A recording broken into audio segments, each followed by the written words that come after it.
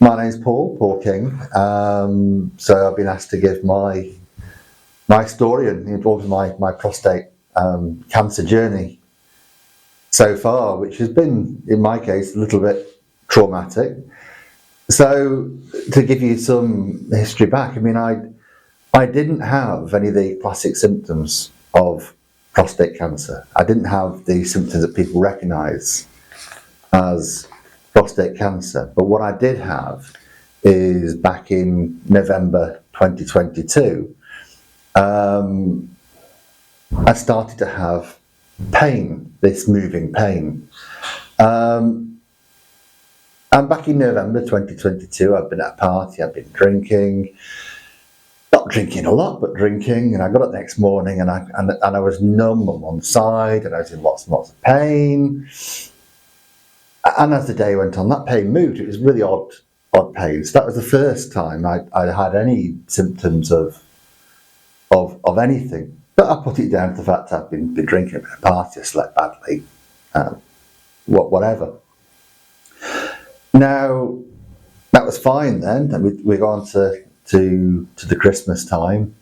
And at the Christmas time, I'd flown to Ireland. It was Boxing Day. I'd shared half a bottle of wine with a neighbour. And I woke up the next day. I was numb on one side. I could hardly walk. I was in lots of pain. This pain kept moving. It was really, really odd pain. And I had no idea what the hell was going on. But again, I think I've been on a plane journey. Something's not gone right. I've sat badly. I've slept badly. And again, a few days later, the pain just went away. Now, in the January, I had a fall. I can't say the fall was connected with what's happened to me, but I had a fall and I sprained my ankle. So then, the episodes of pain I had after that, I kept associating this strange moving pain. I kept saying, well, I sprained my ankle, I'm walking badly, whatever else. In the cancer, I probably sprained my ankle because I fell because of the other issues. But I was having this enormous amount of pain. And this carries on. Now, once it got to around the March time, I am then starting to reach out to try and get some help. Now, the one thing I did have was I was actually under the respiratory service connected with MRI. I have sleep apnea. So I contacted them to say, is this connected with the sleep apnea, the treatment for that? Am I experiencing something connected with this? So I reached out to that team, and I got to say, the initial thing, because I have this little app that my MFI or T or whatever it may be. So I reached out to them, I sent them an email saying, do I need to contact my doctor? Is it connected with the sleep apnea treatment? Is there something else? But this is really odd because it's moving pain and it's acute and it's bad. And I got this message back there saying, we've rang you. And I thought, you've not rang me. So I contacted them and I said, you've not rang me. And they said, well, we sent you an email. I said, I've got no email. So I didn't get an email. I didn't get a phone call. I got no more contact from them. And I'm thinking, well, maybe this is all right then, because if it was anything serious, they would have made an effort to contact me. It must be connected with this. Let's work at it.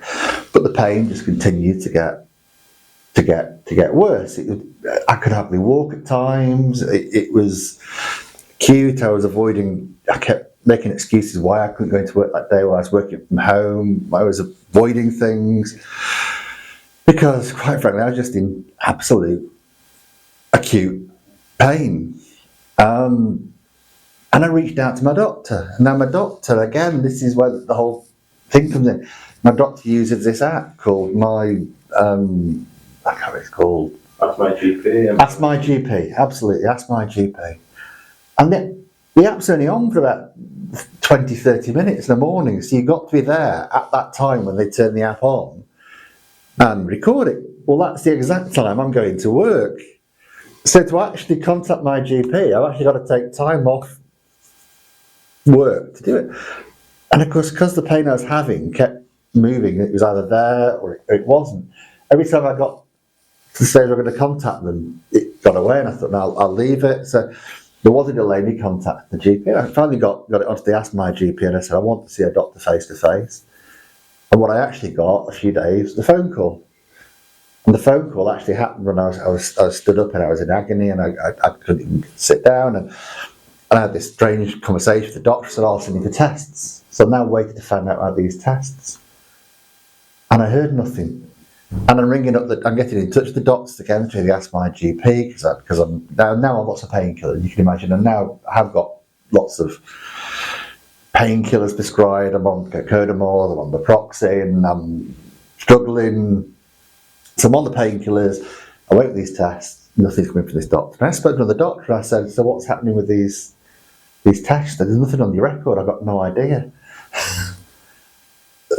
So I actually went in to the doctors eventually, because I said, look, I need to find this. I went to my doctors and I said, I know I rang up and I tried to get a face-to-face, but I didn't get that. You rang me up and you said they sent for tests. What's at these tests? I said, you were supposed to ring up to arrange a blood test. And I said, was I? How was I supposed to know I was supposed to ring up to arrange a blood test? Nothing comes through. There's no communication there. So I said, okay, so how do I arrange a blood test? Well, we've got nothing now for about 3 weeks. Now we're now in probably, we'll now be in around the start of May 2023. I'm in absolute excruciating pain, and I'm trying to get now these blood tests arranged. And again, I'll say June of 2023, which is, we'll get the main minute. So June 2023 is I can hardly walk. I'm struggling with pain. I'm having these pain attacks. I'm actually scaring people around me with some of the pain attacks, because I just had this sudden excruciating pain, and it so much. My hands would just go like that, and I'd drop whatever was in my hands. I must be grabbing onto something to not fall over. And I did have a few people always want to call an ambulance when they saw me have these attacks. But whatever's in my hand, it just dropped. It just went. So I'm really struggling. And this takes me to a date in the start of July 2023. Now, as I say, I've been trying. I'd had the pain. I'd had all sorts of painkillers prescribed, or whatever else I'd taken on. I'd contacted sleep service. I'd not a reply from them and presumed everything was okay. I'd tried the doctors, but then not got the thing back from them. And I had this one particular night I was just in so much. I couldn't walk. Really, a few steps was struggling. I was in absolutely excruciating pain, and I'd rang 111.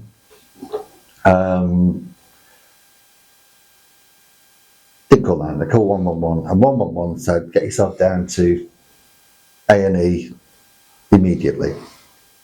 And so that's what I did. I got in an Uber and I went down to MRI's A&E, and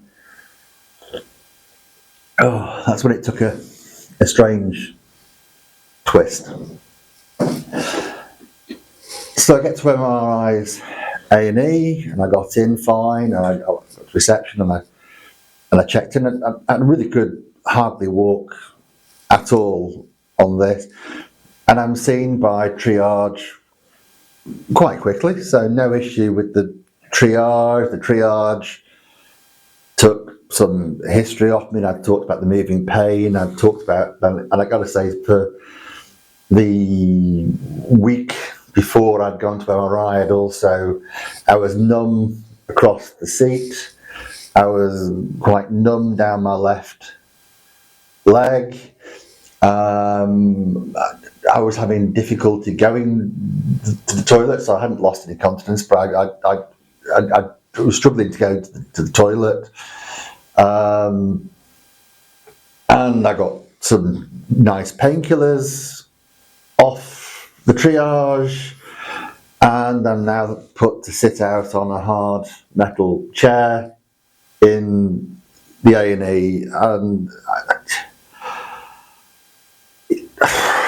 I'm in absolute agony, waiting for painkillers to take effect. I'm scared. I have no idea what's going on, and I don't go to A&E. I don't do these things, and I'm really scared about what's going on. This moving pain, this losing feeling, this not being able to go to the toilet, this numbness, all these things together. And I'm now out and I'm on a hard seat and I am distressed. And I thought, well, I want a drink, I want a coffee, and I sort of said, so, where can I get a coffee? And I was told there's a coffee machine over there. I couldn't walk over there to get the coffee. I couldn't walk over there to get the drink that was over the other side. I couldn't walk that far at that time, full stop. And it was another patient who actually, another person in A&E, who actually recognised what state I was in. And it was actually someone else in A&E who went and got me a coffee and tried to see if I was all right for a bit. And they were helpful. Other people, there was a security guard over here. I'm sat in a hard chair. I'm clearly distressed. I'm clearly struggling. And I'm just left there. And I'm left there. And I'm left there. And I've got no idea what's happening. And I'm left there. And an hour passes. And 2 hours pass. And 3 hours pass. And I've got no idea what's going on. And it's just, there was nothing to try and help me feel more comfortable. I think I was sort of up, I was down, I was up, I was down. I couldn't get comfortable. Just something would have helped, but just to tell me what was going on. So after 7 hours, finally I'm being told to go to the next bit, which is to see doctor, nurse, whatever. And I'm walking down the corridor. I think I'm holding the corridor, but I am walking a bit now. So it's been 7 hours. Some of the painkillers, I am slightly more mobile than I was when I came in, but not hugely. And I get down the corridor, and finally I'm in to see, and it was a nurse practitioner. And to me, the nurse practitioner, yes, it took some bits of history. I'd already done the history with the triage, with some bits of history. But they just seemed concerned whether or not I have something I think they called cord Aquinas syndrome. That was their main thing. So I'm presenting, I've got numbness across the seat, I've got numbness down one leg, I can hardly walk, I'm in excruciating pain, I'm not lost continence. He was very obsessed with I had lost continence. I haven't lost continence, but I also couldn't go. I was numb across that area, and basically all he seemed to do was to do a basic rectal examination. Said you haven't got cord Aquinas syndrome. Basically, go home. I'll write to your GP to ask you to see you face to face, and you might need a scan. And that was the extent of that examination. So yeah, didn't get me very far, and I'm still in lots of pain. So I leave there. I go from that part. Obviously down the corridor, and I called an Uber, and I managed to get home. Now I'm in pain. I've not slept. Of course, I've not slept for 2 nights. I think one night or 2 nights by that time. I certainly hadn't slept the time I was in A&E. I entered A&E at I think 3 a.m. but by the time I got through to 111, so this has been going on for a long time before it even got to A&E, and then it was the A&E onwards, so I hadn't slept. And so I took the decision to try and go to bed. Hopefully the pain would pass, as it had done previously. Although it'd been getting worse and worse and worse, it had finally passed previously. And so I literally went upstairs with if you wanted to sort of a bucket of cheese sandwich and a bar of chocolate, just and I got up to my bedroom, which was upstairs, actually using tools. I couldn't even just walk up the stairs. I was using a stick and thing, just trying to get up the stairs, to always crawl up the stairs and into bed or onto the bed, and taking more painkillers to try and whatever else. And I got on the bed, and I'm still in absolutely excruciating pain. So I'm sort of moving here and moving there, and I'm whatever. And it becomes a bit of a blur then. So it does become a bit of a delay. And I know my mother said I spoke to her 4 times in that day, and I've no recall of her speaking to my mother. So she said I spoke to her 4 times, but I've no memory of speaking to her. It was all a bit of a haze. I knew in my head that the cheese sandwich was there because I had to take food with the painkillers, and I was limited in how much cheese sandwich I ate, so I could get the next batch of painkillers later in the day. And I'd gone to bed, and at some point that afternoon, I'd tried to get up from the bed.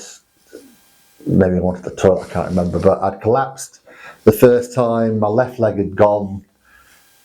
I just had no feeling in the left leg, and I'd collapsed and I was on the floor. But I managed then, on that first time, to pull myself back onto the bed. And I'm on the bed, and I'm still in lots of pain and quite delirious, I think. And sometime later, I think I'd realised that I had actually lost continence. So I'm now in a mess on the bed, and I think I'd tried to get off the bed, I think in essence to try and clean myself up a bit, and I think that's when I just went straight on the floor, and I may have been unconscious for a while. I'm not sure, but I was on the floor for a bit, and I realised I didn't have any feeling from the waist down. At that, so I didn't have any control at all from the waist down, and I'm pulling myself across the room and trying to get back to whatever. My mobile phone is on the other side of the room, as always. That's going to be the case when you fall. There's nobody else in my house. It's just me. And so I'm on the floor for a bit, and then I'm trying to get myself to feel a bit better to get to the thing, and then I'm pulling myself again using whatever I've got to grab onto, hold on to, pull myself across to try and get the phone. And eventually I get to the phone. Did I dial 999? No, I dialed 111. Don't ask me why, but I'm slightly out of it. 111 then brings you back later. So it's still not instant at this point. I'm on the floor. I haven't got feeling for the waist down. I mean, I've got my mobile phone. Put myself up a bit, but I'm a mess as well. And I got 111 and 111 just to call 999. So then, the first call was you could unlock my front door for me, because front door's locked. I'm in the house to myself, but I do have people who've got keys. So my first call was to get someone to unlock my door, and the second call was to 999, who were there within about an hour or an hour and a half, which, to be fair to 999, I think I'm conscious. I'm not uncomfortable at that time, although I had all the other bits. And yeah, on the ambulance, were stunning. They were fantastic. They were great. They came in. I was treated with absolute dignity and respect. They helped me to make myself more presentable. They said to me, look, we're going to take this off. You're not going to be straight in and out. We're going to pack a bag for you. You know, what do you need? They had to physically put me up on a machine and get me into a chair, and then had to physically carry me out into the ambulance. And I remember the first thing they said to me is, we're supposed to take you to MRI. And I'm going, no, please do not take me to MRI. Whatever you do not take me to MRI. I was only there earlier today. Do not take me to MRI. And they said, well, don't take it to MRI. I'm supposed to take it to Wythenshawe. I said, you know, just don't take it. I said, no. For what you're presenting, it's obviously something spinal. Salford has a specialist spinal unit. We're going to call Salford and see if they'll accept you. And it was, will they accept me? You know, that was see if they'll accept you for us to bring you to Salford, because it's not in our normal area. And Salford clearly said, yeah, I mean, Salford were brilliant, to be fair. Salford clearly said yes, and the ambulance driver at Salford, and I was sort of met at the door by someone. They took me down, and I was straight into an assessment unit. Straight on to doing blood tests on me. From an assessment unit, I'm on a corridor for a short while, but again, I'm on a trolley. I've been made comfortable. I've been given painkillers that are suitable. I'm being treated with dignity and respect at Salford, and that was so important to keep me covered up, to help me to. Well, obviously, I'm still a mess. I'm just covered.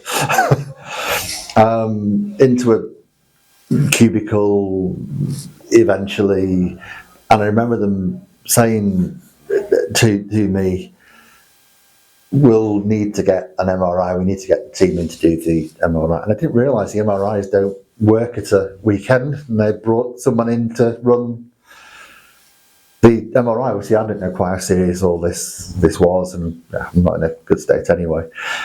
So eventually I'm taken down and I'm put in the MRI machine, and I'm taken in that MRI machine. That's quite scary as well. They're very coffin-like, the MRI machines, with their clunking and their noise and their whatever else. And be still, and you're in there. And I was in that MRI machine for an hour. And I came out of that MRI machine to be told pretty much straight away that I've got tumours in the spine, which were almost guaranteed to be cancerous tumours on the spine.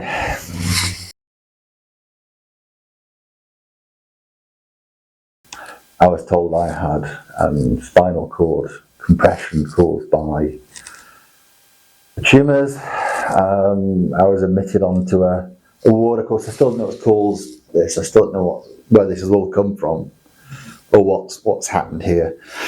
So I'm on the ward, and I've just got this array of people coming to speak to me, but surgeons and medical doctors, and you can imagine how quick all this has gone. It's a terrifying process. But I'm on the ward. The surgeons come and spoke to me, and they said, obviously, I need to go for emergency spinal decompression surgery. I don't know exactly what they said to me, but I had to go for emergency spinal surgery. And at the time, I was almost given, they said, I've no feeling below the waist, and I was told, you know, you might get feeling back, you might not. It's a high-risk surgery. You might only have a 50% chance of surviving the surgery because of where the tumours might be, or how that might work with the surgery. But in essence, I consented to surgery. It was 10.5 hours I was in the surgery for. I now have rods and pins, titanium rods and pins, are now physically holding my spine together. So they did whatever they do to decompress the spine, and that's it. I've now got these rods and pins that hold the spine together. You just say, we don't know if you're going to walk again, we don't know if you're going to be able to, what you're going to do. And I came out, I'm in critical care. And again, that's a bit of a blur because of how bad I was. So the one thing I will say about critical care is the one nice memory from critical care in a strange way is I'm lying in bed and I'm quite helpless. I can't do very much. What I can do is listen. And I can listen to all the different accents of all the different people working around critical care. And you hear the Australian, you hear the American, you hear the person from the West Indies somewhere, you hear the person from somewhere in Africa, and you realise all these people, obviously, in the UK and Scotland or whatever, but you hear all these accents, all these people really working hard, dedicated to try and support people in NHS. And to me, that was lovely. When it sounds daft, you've got to pick up something when you're in critical care, but that was lovely. And I've got to say that the support I had in critical care was great. I was terrified in there, but the support I had was great. And it was there that the people of the palliative care team came out to meet with me and basically said, well, the first visit was, we don't know what sort of cancer you got, but you have got cancer. It has gone on your spine. In my case, at the time, they said we can see the tumours on your spine. I think it's spine, lungs, behind the lung, adrenal gland, and liver was where they could detect tumours, or nodules, or tumours, or call what you want, but they detected things that were on the spine that were causing the problem. But it was a palliative care team who came out to see me, and I kind of wanted to really realize what the palliative care team meant. I don't think at the time, I do now, but I don't think I realised at the time. And they'd done a biopsy. They were going to check to see what it was that were causing it, and it's still a bit of a blur when they came back. It was a few days later when they come back. Well, they came back a few days later and said your PSA level was 600 or something like that. It was in the high hundreds. So they said it's inevitably going to be prostate cancer caused it, but we need to do the biopsy to confirm that. Obviously, it metastasised from somewhere. These were metastases. Metastasised from somewhere which they expected to be the prostate. And several days later, it did come back that it was the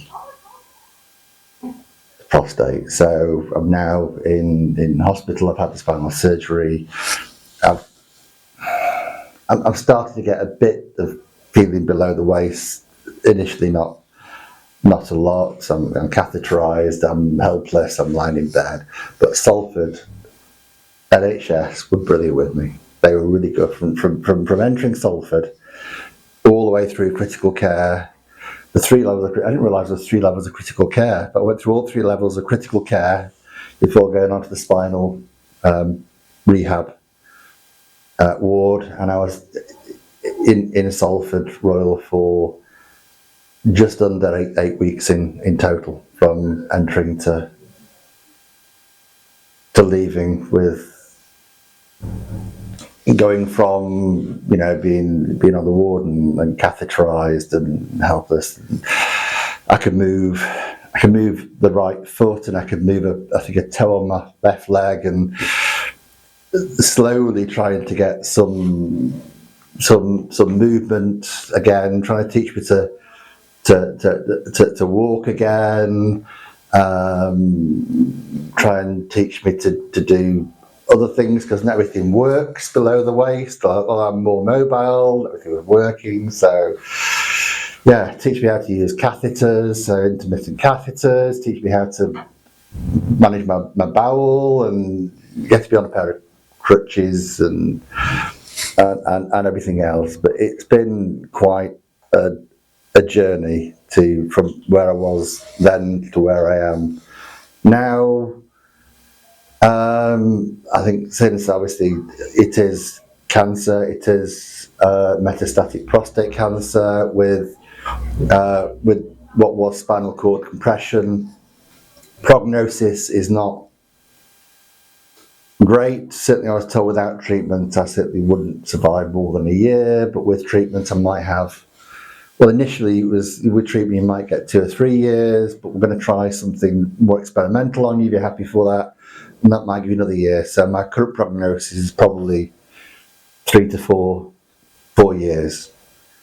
But with radiotherapy, with chemotherapy, my hair's dropped out. It has now come back, but I quite like the hat, so I'm keeping the hats. My nails came out; they're growing back. I'm getting more mobile. I'm not greatly mobile, but I'm getting more mobile, and I've had some good support from that. But ultimately, still, it is, for me, a terminal illness.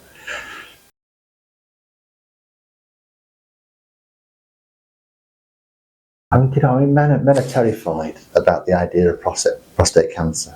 And again, one thing I think men are terrified at, because it's out there, is the way they check for prostate cancer is a rectal examination. Yeah. And men have got this real hang-up about anyone going anywhere near their genitalia. I think male or female, I think they've got this thing. But actually, the first point, part of the prostate cancer check is a blood test. It's the PSA level that's going to indicate whether more examination is needed. If you haven't got any other classic symptoms, it's that PSA test at the first thing. And actually, I've got to say, having had lots of fingers in those places now, don't worry about it. I'm not going to say, look, you know what? It's certainly not the worst thing in the world by a long way. The men's perception is not. The men's perception is actually you're going to go in and someone's going to go with a rubber glove. And it's a health check. Yeah. And it needs to be a standard health check.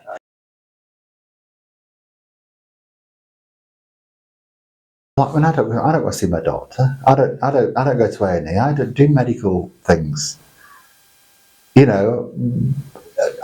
It should be made easy to go and see a doctor for a start. They ask my GP app that turns off after whatever time, just makes it complicated. I actually asked my GP, I actually asked the receptionist, so I said, so the likes of my father at the time, or my mother, this a few years ago, they first started to use this app.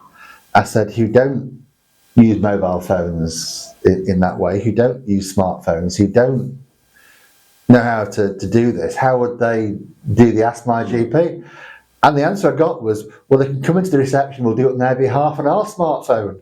That's what I was told a few years ago. That was a few years ago. I'm thinking that changed. But yeah, so in terms of prostate cancer, I will say that, I'm a man, I'm 54 years old.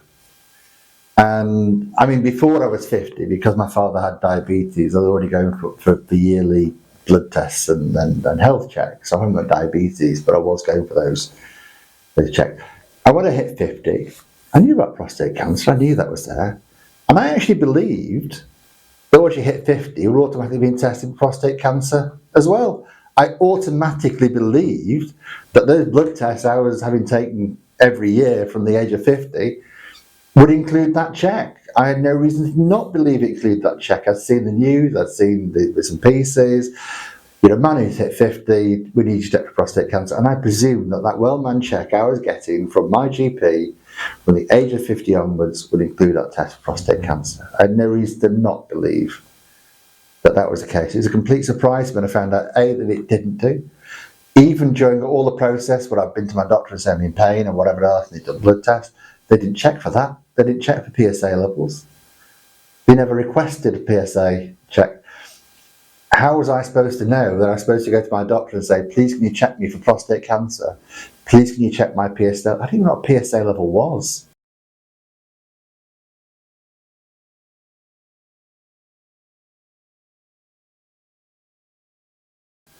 I've never heard the term PSA level before. And now I'm being told, well, they don't like to do it in case the false negative. Well, it's better to do a false negative and live than not get you positive.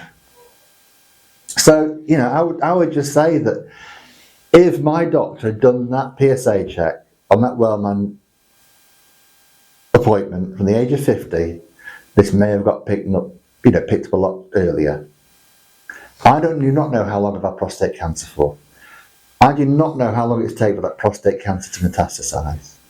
I do know I had no symptoms of prostate cancer as such. I had symptoms of the metastasis from the prostate cancer. But I had no idea how long that process had been going on for. But considerable amount of time before cancer metastasizes, it could have been picked up. It could have been picked up on those annual checks. I might not have had it metastasize. I could be in that position now. It's being monitored, where it's being checked. As it happens now, I haven't got that. I'm in a very nasty position where A, I'm terminally ill. I'm on medication that really is not very nice. For people that don't know, the hormone treatment I'm on is really quite nasty. It stops you being a man, in essence. It takes away all your testosterone level. It changes your body shape. This is not my normal body shape. It's made me put on the same weight. It's made me lack energy. It's made me do many things. But these things could have been detected earlier, and it could have made a difference. I might not be on a pair of crutches right now. I might not be as immobile as I am. I might not have these rods and pins in my spine if this had been picked up earlier. My prognosis is not that long. My prognosis has been a lot longer if this had been picked up earlier. So I certainly would urge anyone to make sure that they ask about a test, to get a test, to do whatever is necessary to do that test. I think it should be automatic that test is done from the age of 50 at the doctors.